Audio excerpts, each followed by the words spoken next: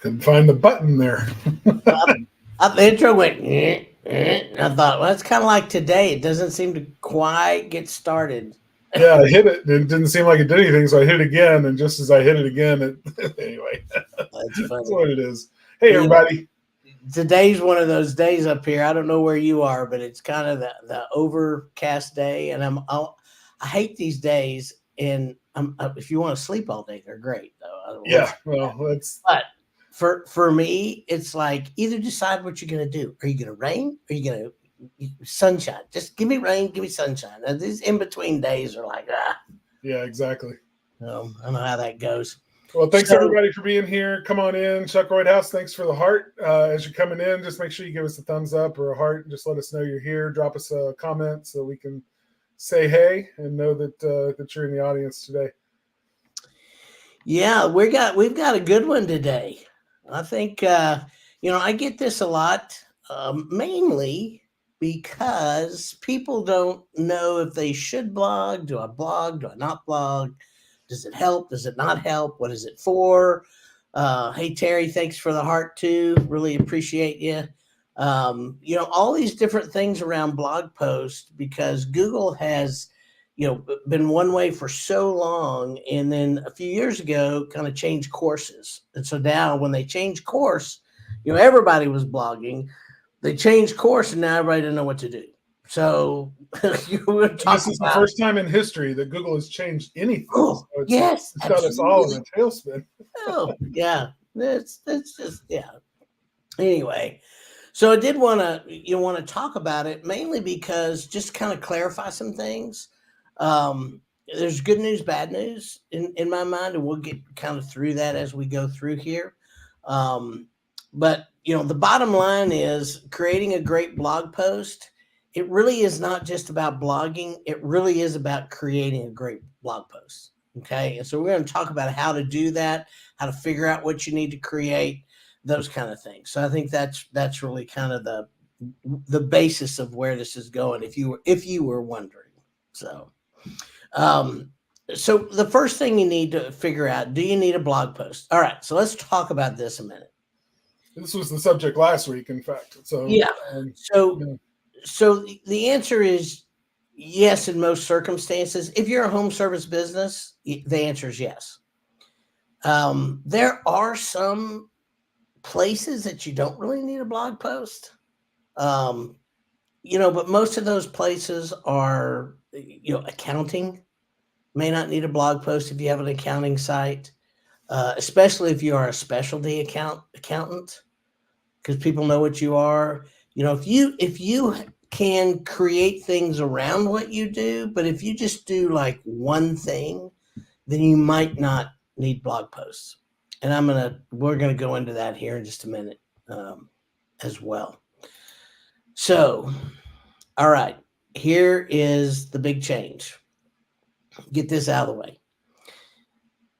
When when when Google started in the website, they were really trying to create a massive amount of content.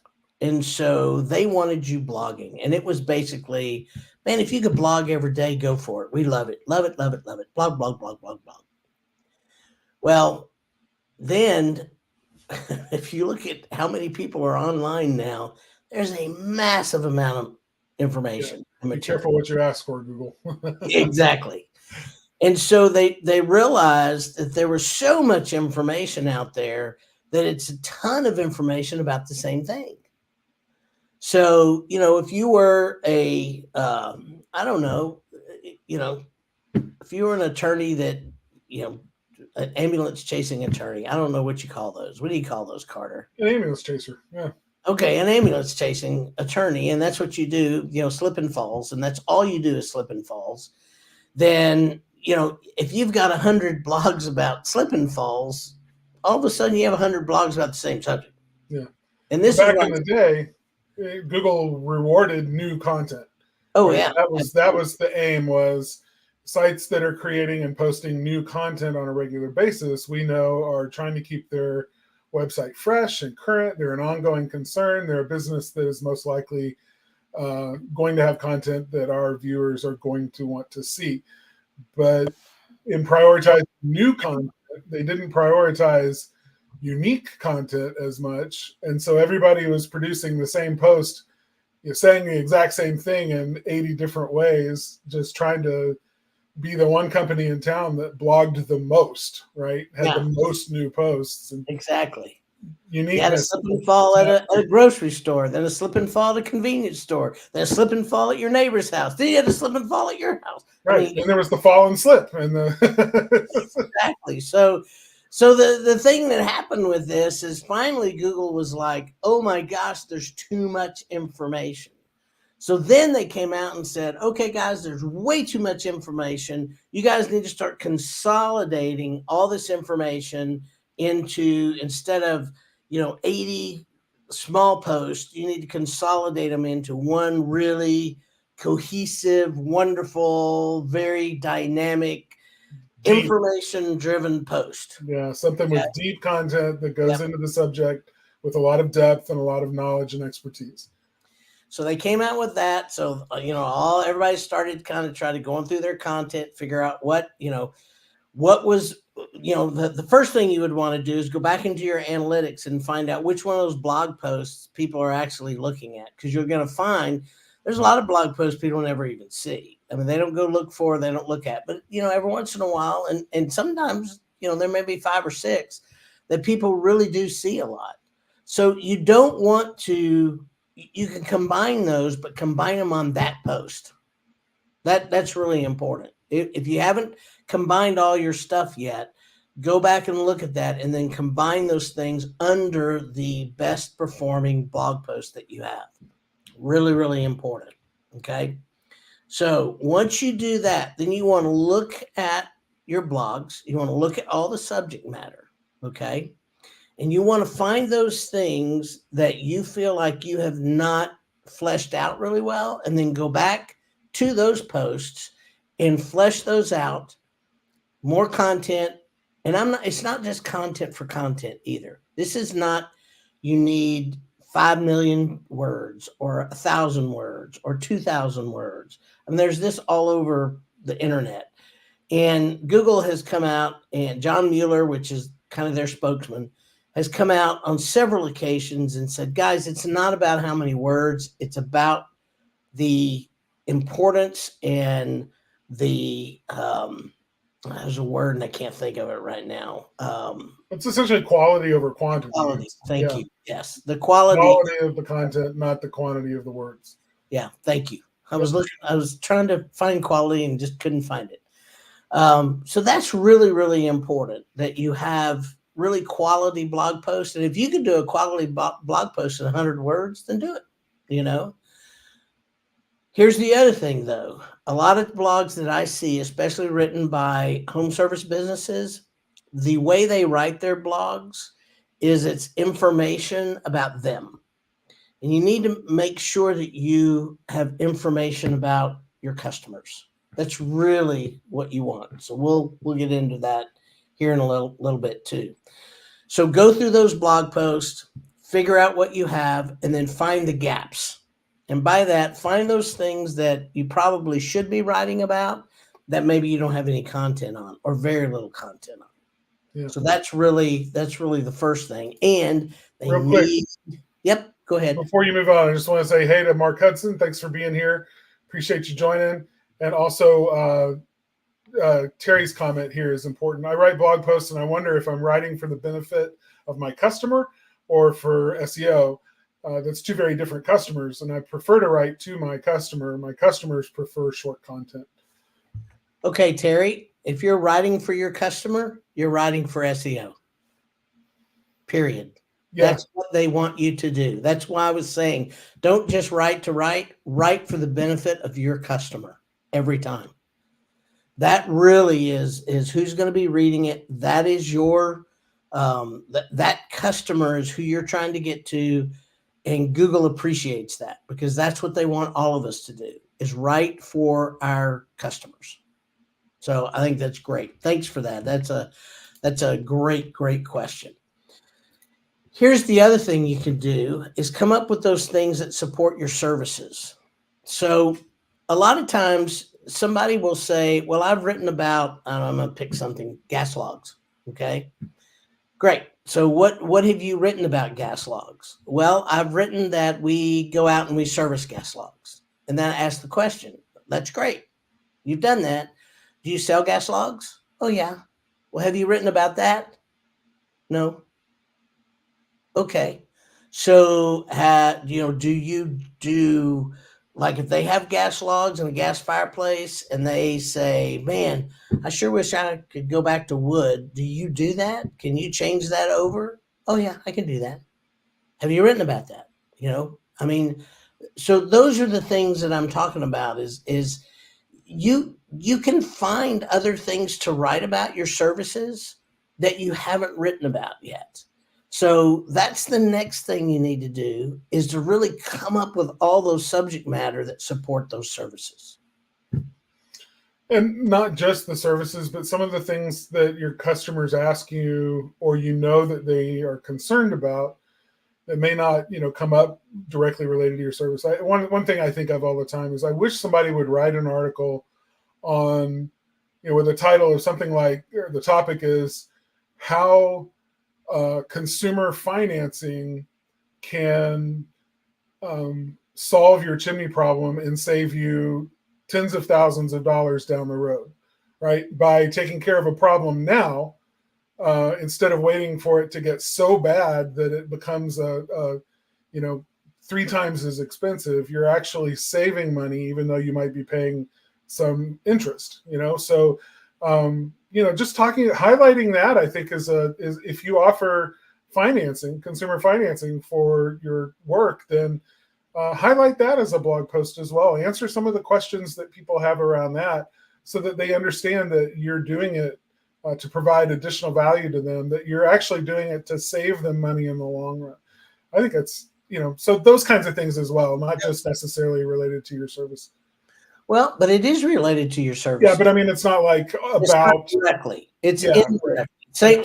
I think that's the same thing when I talk about, certifications. Why a certified technician will help you save money over a non-certified technician. Why is that? Write about that.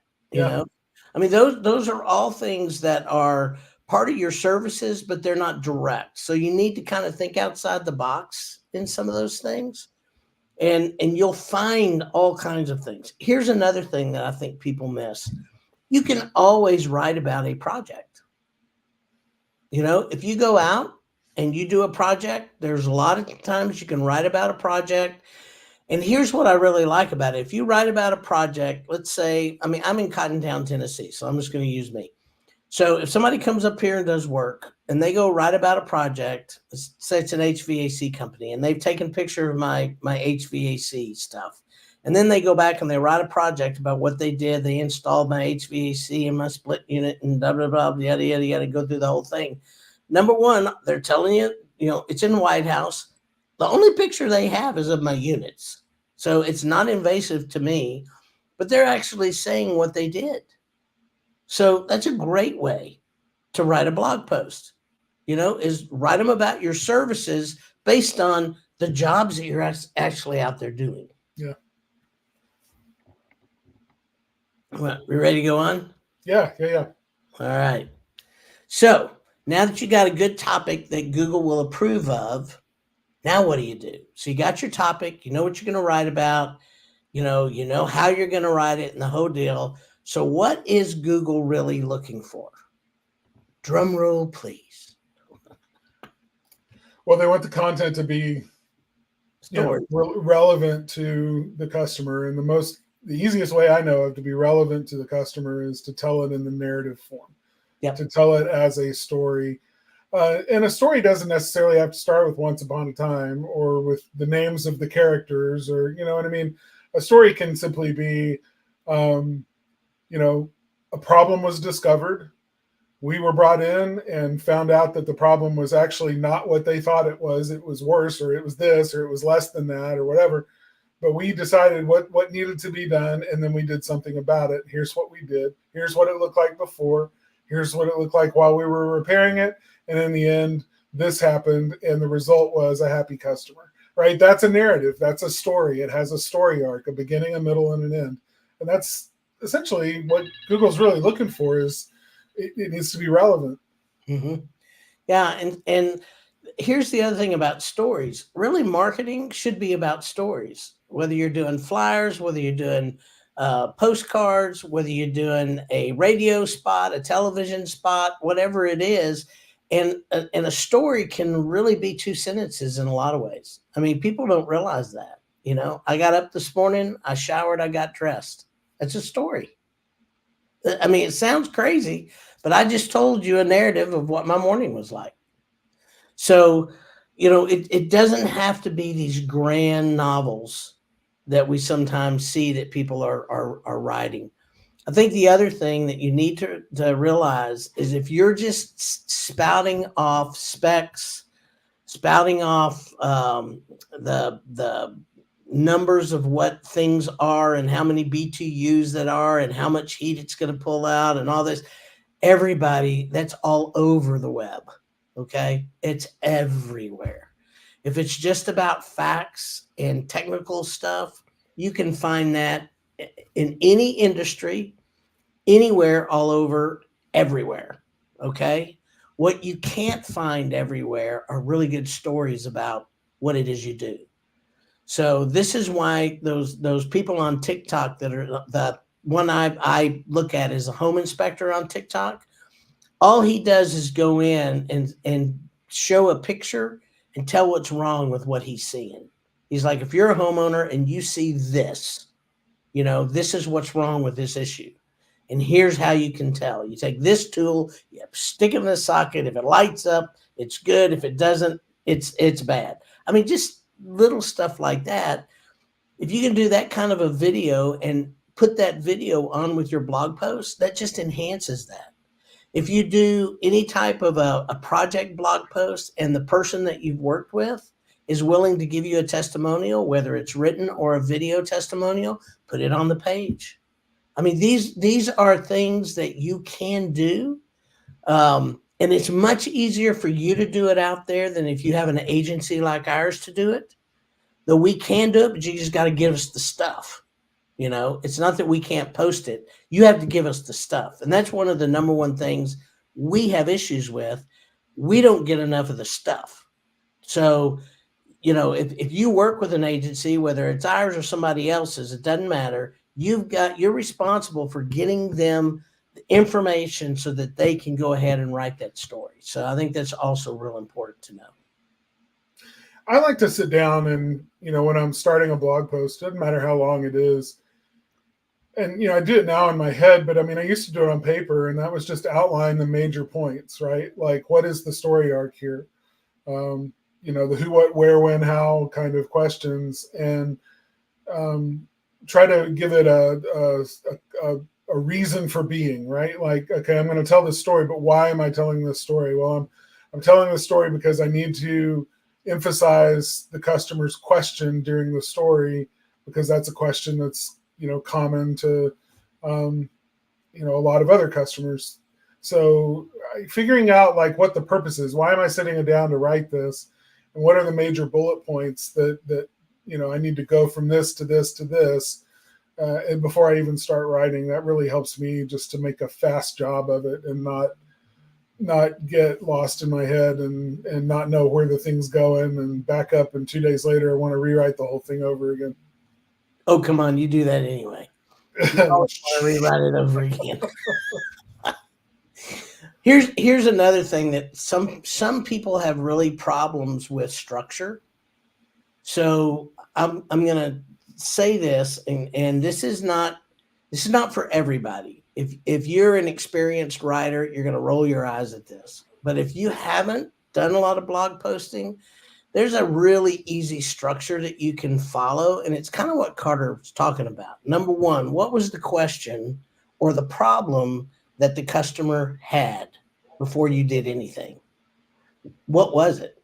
You know, because you can certainly say, we had a customer that called in about blah, blah, blah. You know, we scheduled an appointment. We went out. Here's what we saw. We did this. We did this. We did this. We did an inspection, whatever it is. Come to find out, this was the actual issue. We were able to sit down with the client, go through the issue, come up with a satisfactory whatever. And you can do that every single time. Okay. Because one time, every issue is not the same. So as long as you're covering those things, you can create an outline in the sense that you can follow that pattern. And once you get that pattern followed after a while, you're going to want to deviate some just because it's a natural thing for, for people, and then start deviating, telling it a little bit differently. If you can write in that same deal and then go to Chat GPT and say, hey, this is the same format I've used for a long time. Is there a different format you can help me write this in? And a lot of times Chat GPT will just give you a different format. Do not let it write it for you, okay? Because you need to have your story. It's your story. So you got to make sure it stays with your story, because if you don't, it can go off and create its own kind of stories. You don't want that, but it's the format that it can help you with. So I think that's really format template. I mean, I think of it like, plug and play. It's make it as much like a Mad Lib as possible, where you can fill in the words that, and then use the template to sort of drive the story. And that's a huge time saver. It's one of the tricks I try to use as much as I can when I'm writing, especially blog posts. Yeah. I like this too. Terry's, my most popular blog posts are the countdowns. What's the guy's name? Letterfield. Letterman. Letterman. Yeah. See, I love it. Letter something. I love Carter because he actually finishes my thoughts. Isn't that great? He knows what I'm talking about when I say something. But Letterman used to know the top 10 things, and they'd start with 10, 9, 8, 7, 6, and get to the number 1. So that's perfect. That's a great way to put that. Yeah. And the other thing with blog posts, it's been kind of shown that if you can do, top 5 this, or, best this, or some kind of iteration in that deal, that those are the titles that a lot of times, so it would be something like, the question we get the most in our office, the number 1 question we get most in our office, could be the number 1 problem we see with gas fireplaces, or the number 1 cause of, chimneys, bricks falling, or, whatever. Right. Whatever it is. And so a lot of times it's those type of titles and writing that, and you need to put what the number 1 thing is you get. I mean, you should know what the number 1 call you're getting all the time. Everybody should know that. They should know the things that they're getting, in their offices, because they're all going to be different. I'll just tell you, everybody thinks they're the same, and they're not. All around. Doesn't matter if you're in the chimney business, HVAC, electrician, security, you're going to get different questions in different areas. So anyway, anything else, Carter? Nope. I think that covers it today. All right. Well, Spark Live, if I can talk. Spark Live is also released as a podcast on Spotify, iTunes, Google Play, Podvine, or your favorite player. It would be great too if you guys could go in any of those formats and give us a review on those formats, just to say, hey, these guys are goofy, but they're okay and know what they kind of really know what they're talking about. That'd be awesome. If you are so inclined, we'd love for you to do that. That would be great for us. And next week, if you have any questions, get them in, because Carter and I are going to be here to answer them all. Yes, sir. I'll be on the road, but I'm going to be on it. Okay. All right. All right. Thanks, everybody. Bye-bye.